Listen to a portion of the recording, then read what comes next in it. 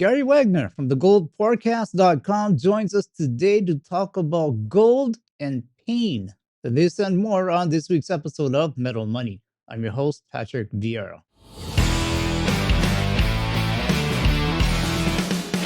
Gary Wagner, welcome back to Metal Money. How are you doing? I'm doing excellent. Yourself today? I'm doing great. I'm doing fine. Thank you, Gary. Gary, gold on a monthly chart has registered 6 consecutive months of red candlesticks, and I checked the 2000 to 2011 gold bull markets, and nowhere did it have a similar pattern like this. Surely, this is something significant from a technical analysis point of view. What's your opinion on this?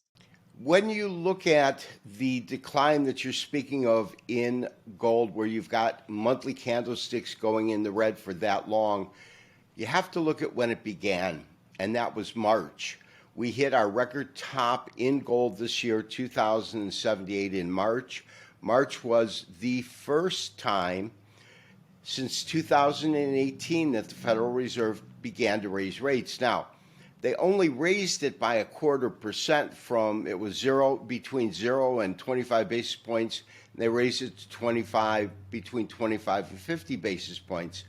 But that really let the world economies know that the Fed was going to begin a series of rate hikes. I don't think in March we realized how aggressive they would have to get.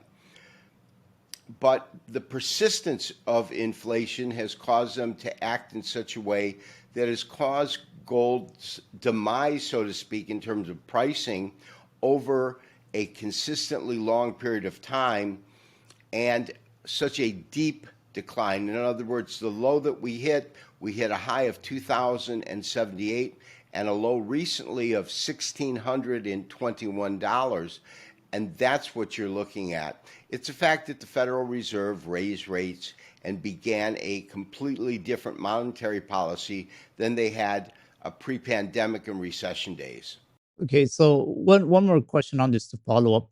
Are 6 consecutive monthly red candlesticks enough to suggest that gold has reached undervalued levels? I mean, are there TA signs that the gold correction is near its end, or is it going to continue as long as the Fed continues to raise rates? Well, on a technical basis, the prognosis isn't great.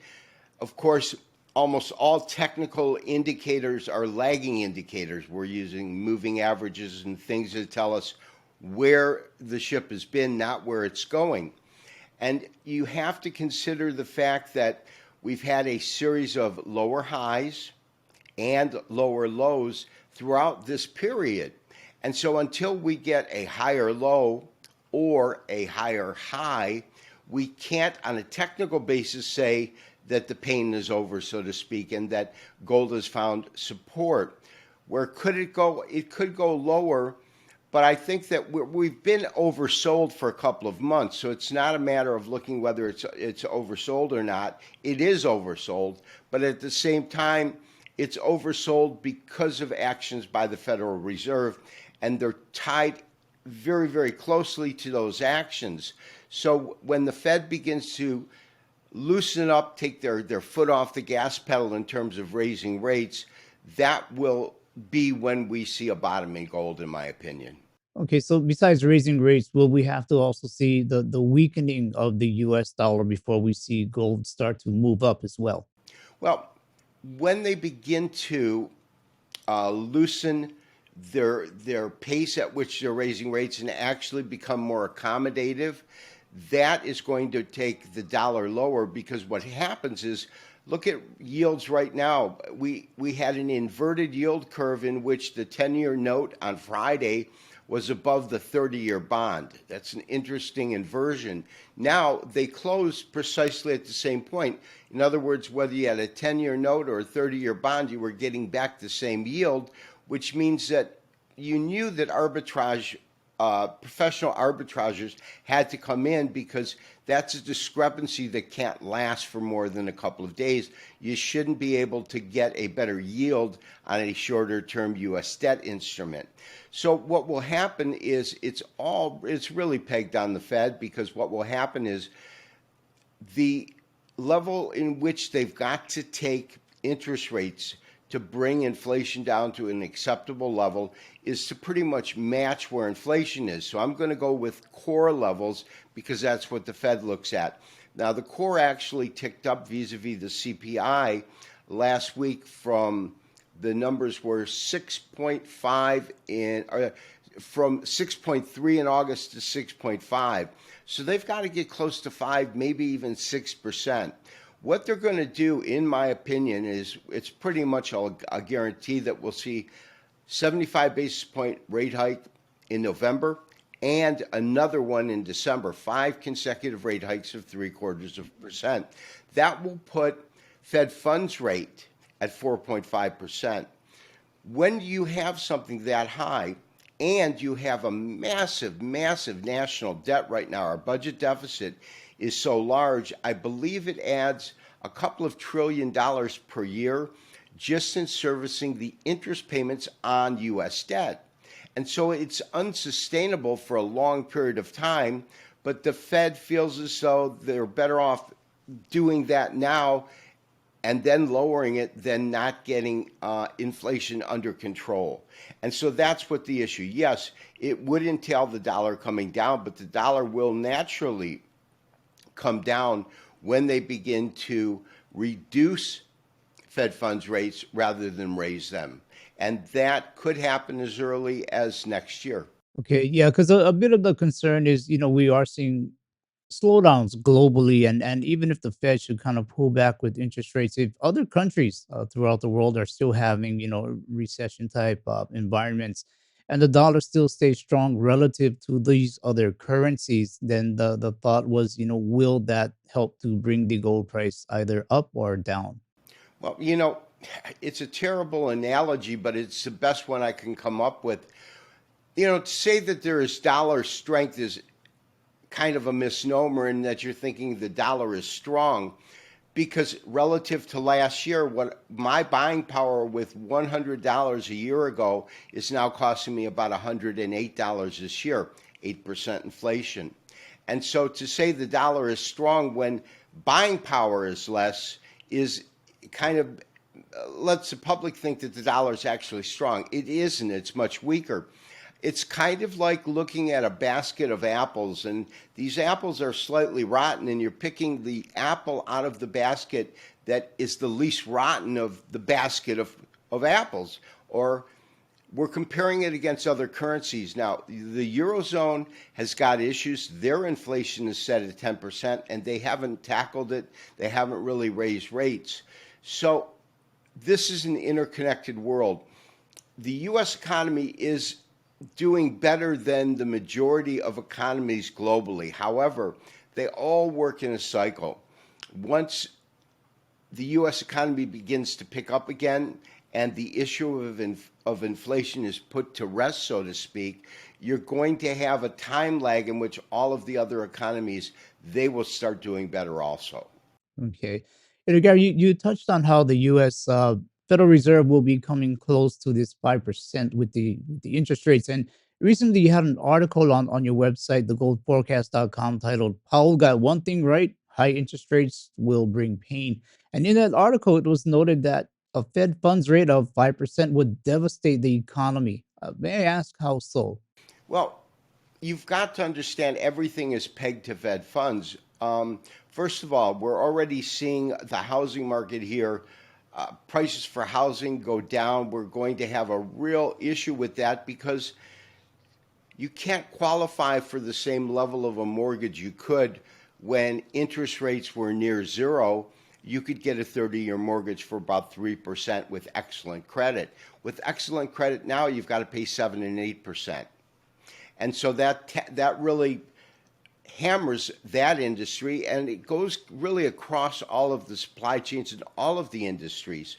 My point that I was trying to make in that article is that the worst thing that the Fed could have done, and if you look back historically speaking, it was not to act quick enough when inflation started to pick up.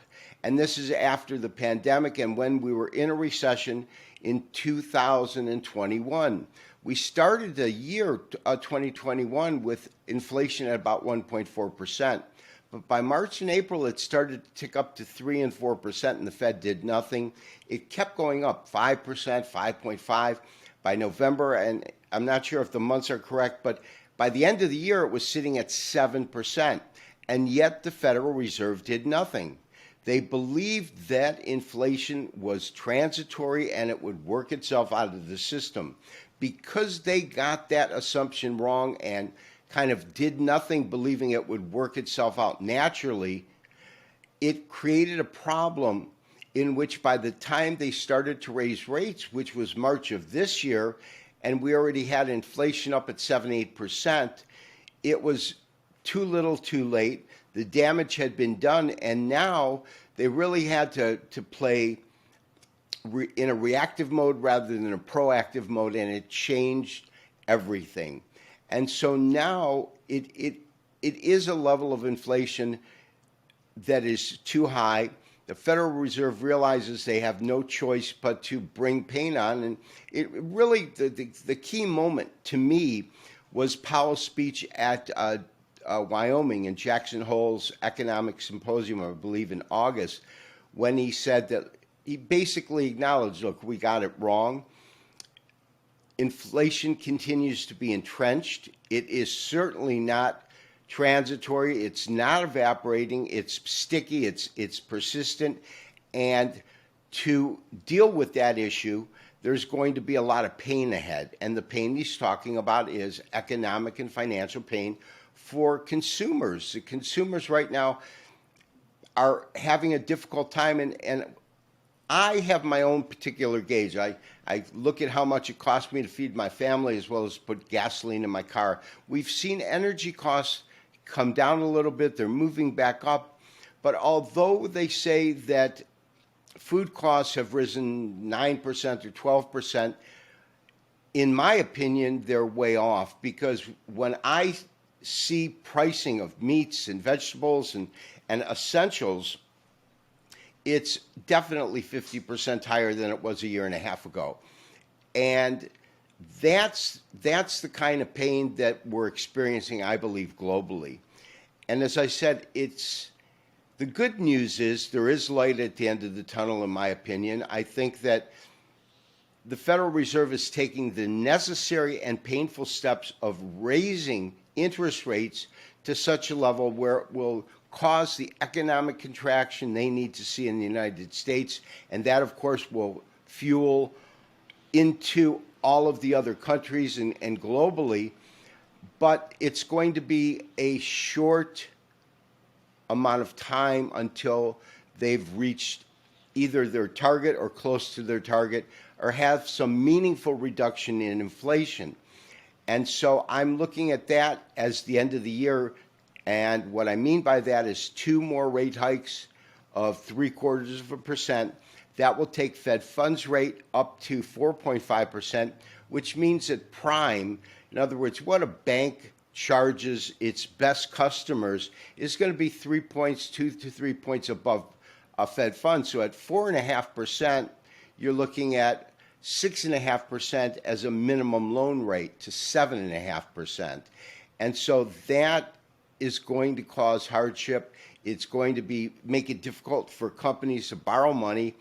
The liquidity pool is going to dry up. Loans will really suffer. And many components in the financial sectors will have a difficult time as this occurs. But because it's not sustainable, the Fed can't keep them there for a long time. As soon as they're able to begin to reduce them, you're going to see them as quickly as they've been raising them at 75 basis points. If they get some headway and they tackle inflation, you're going to see it come down 50 or 75 basis points every time the FOMC meetings meet next year, and there'll be 8 meetings next year. I think that by March, we should have seen the Fed not only peak their level in which they raise interest rates, but we will see it decline. The key is the Fed got it wrong in 2021, and now everybody is paying for it in 2022. The key is, I am absolutely convinced it's going to lead to a recession. In fact, Bloomberg came out today with an interesting article, and using their modeling system, they said it is inevitable that the United States will go into some sort of recession. The question is how deep and how long. And so it's not a matter of if, but when and how deep. And so that's what we want to look at as the issues we'll be dealing with next year. Okay. Yeah, I know quite a few people will say we're already in a recession, but nonetheless, it seems that the decision has been made, paying to the people to, I suppose, save the dollar, save the economy. Gary, how much pain is too much pain, though? I mean, when does Paul cross the line and make a U-turn? Is it a number he's looking at, or is it maybe going to be politicians saying enough is enough, where people are really, really going after politicians?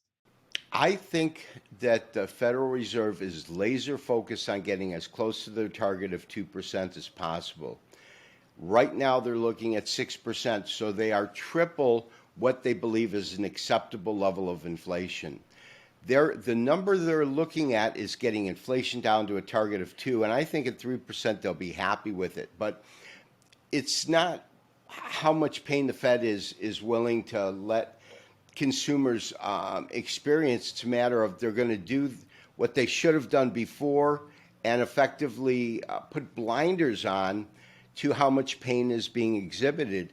Listen, these are unique times. You cannot blame the Federal Reserve or even most of the governments with their stimulus when we had a global pandemic that led to literally the first time in my lifetime, and I would venture to say the first time probably in 100 years, where there was a global economic shutdown. It was a black swan event, and as such, the government, in terms of the fiscal stimulus they had, the economic recovery programs we had here in the United States, I think that they were too broad based. In other words, I was getting checks for 1,400. I wasn't the person they needed to target to give them assistance.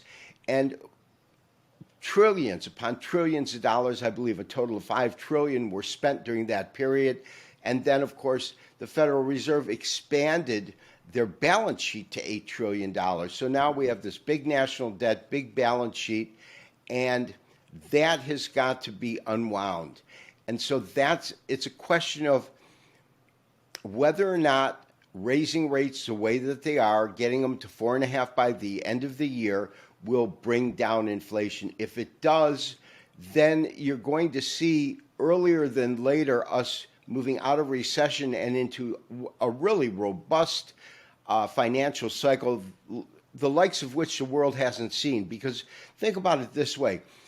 Before we had a global shutdown, the pandemic and the recession and the shutdown, the financial markets and the economies worldwide were revving on 8 cylinders out of 8 cylinders. They were really doing well. And those were the good times, so to speak. Once we get through this cycle, it's not only going to return to that, but go a level above that. And I think that that's what I want to kind of keep my eye on, is because it's not going to last forever. And once they finish their process, if successful, we're going to see a vibrant global economy of the likes of which are equal to, if not greater than, pre-2020 numbers.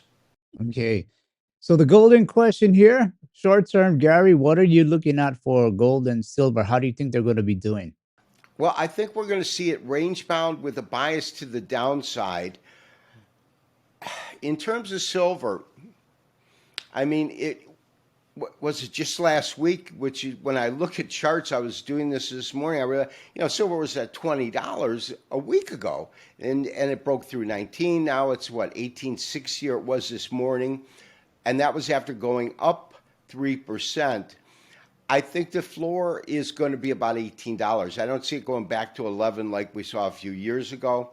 And I think that after everything's said and done, next year we'll be looking at $22, $23, $24 silver. That's not now. I still think there is most likely going to be pain ahead. But the old adage, buy when there's blood in the streets, well, in terms of silver and gold, there's blood in the streets. You haven't had an opportunity to buy gold at 1,600 for years. You haven't had the opportunity to buy silver at these prices for quite some time, not as long.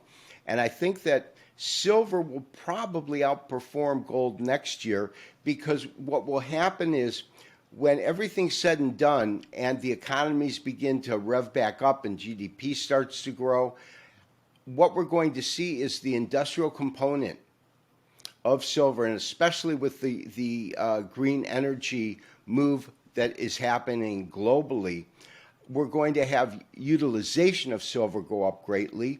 And so I think that we're going to see a nice spike.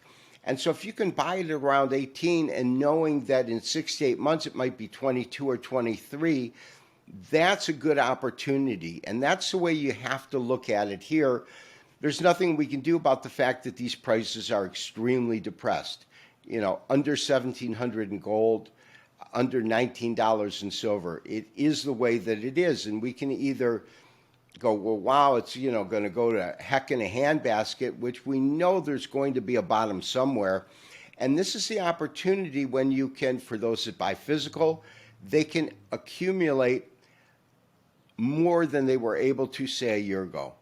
And when it does go back up, they're going to be sitting in a very, very good position in terms of what they paid for their silver and what their silver's worth. In terms of gold, I think that we're going to see gold eventually move back above 2,000, but I would have to say that that might occur a little bit later, maybe towards the end of 2023, beginning of 2024. And I do believe eventually it'll go to new all-time highs, but first we've got to get out of the swamp that we're in. Swamp is definitely a good word. Gary Wagner from the goldforecast.com. We appreciate the time, your insight, and I look forward to doing this again soon and see how things unfold once again. Absolutely, absolutely. Have a great day, and thanks so much for having me. Thank you also, Gary. Appreciate it. That was Gary Wagner from the goldforecast.com sharing his views on the economy and gold. As always, please leave your thoughts in the comment section below and remember to keep it liquid, keep it real. And I'll see you on the next episode of Metal Money.